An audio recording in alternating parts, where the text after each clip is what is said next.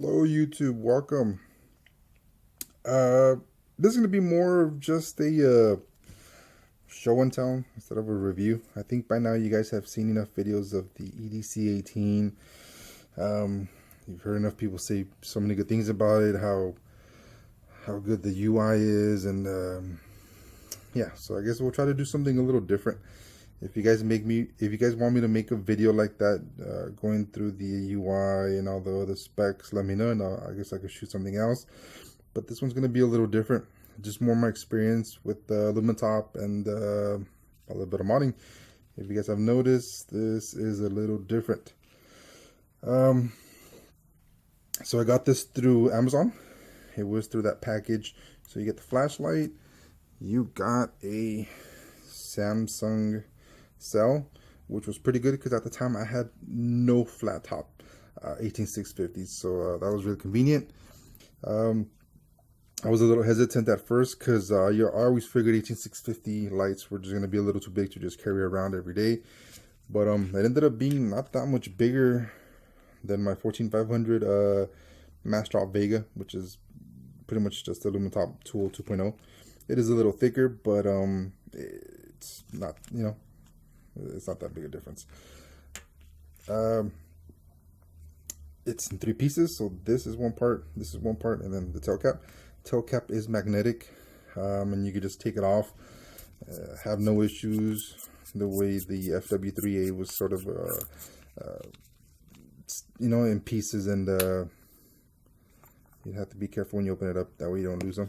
You saw it's magnetic. I got the Optic battery that I'm using in it. Awesome cell.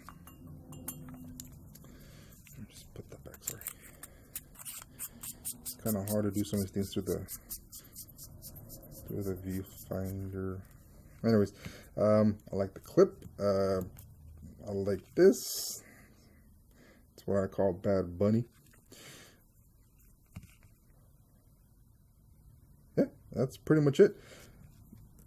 Now another thing, stay to the end of the video because I'm gonna put a couple pictures of before and after, because what I ended up doing is I ended up doing a swap. I put a Carclo, the narrow far throwing optic in it. I think it comes with the narrow frosted, which ended up spreading light a lot, which is okay because it throws out so much light that it's fine.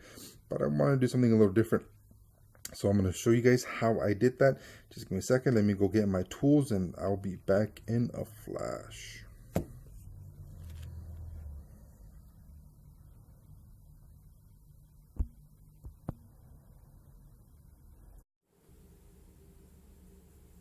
Okay, YouTube, I'm back from my break, and so let's get started.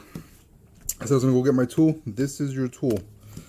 If you noticed, or if you can see, if it'll focus,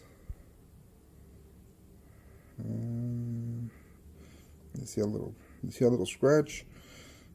There should be another one on this side. So I tried every needle nose plier you can think of. I have a ton, and whatever I didn't have, I went to Home Depot and the auto parts store, and I tried, those little tiny ones that they have there, and nothing worked. But you don't need that. These things are actually just hand tightened in the factory. If you stay to the end of the video, you'll see what I mean about the hand tightening. There's a little clip from the factory.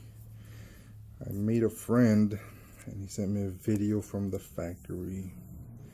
So what you're gonna do, you're gonna put some tape around your hand like this, just like that. You're gonna use this and just twist it off.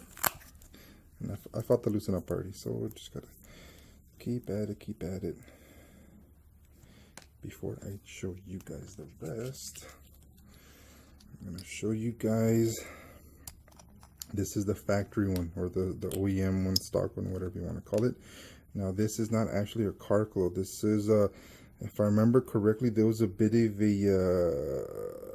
a thing at the factory where they couldn't get Carclos, so they had like a different manufacturer from China make these optics. So It's still pretty good. The difference is, if you see here, this one has this little lip on it. That's kind of what the Carclo is missing. It's missing that. So what you have to do, you have to go about it a different way. So I got these from Neil's Gadgets, by the way. So I got the 1.5mm sapphire crystal. I also got the 1.2, but the 1.5 ended up being perfect. So I'll just have the 1.2 just lay around. So you need this, because this, yep, it's kind of like that. And then you have the real Carclo Optic. This is again the narrow, clear one, so it throws farther. So I'm gonna post next a comparison. So the first comparison, the top one's gonna be the narrow farther, and the bottom one will always be the floody, frosted one. The first one is in high, and the second one is in turbo. I think on high, the floody one, most people will probably like it a little more. But then in turbo, the new one was significantly brighter. I don't think the camera really got it, but it did throw farther at the expense of the width, so that's something that you as a consumer have to sort of take into account and see, if that's a good compromise for you, if losing a little bit of width, because these throw really wide anyways, but even with the narrow one, it's still pretty wide to you. Like I said, the camera, it might look really, thin, but it's still pretty wide as it is anyways. I think this optic was like $6. The sapphire crystal maybe like $7-8, so it wasn't that expensive.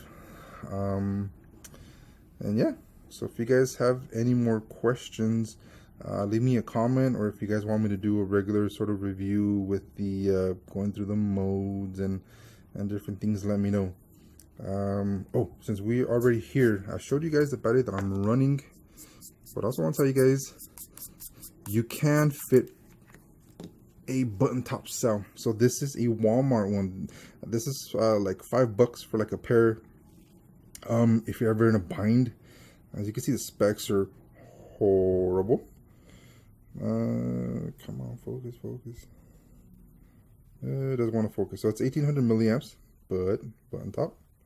Again, it doesn't want to focus. Anyways, it's such a small battery because it's has such small milliamps that it closes just fine,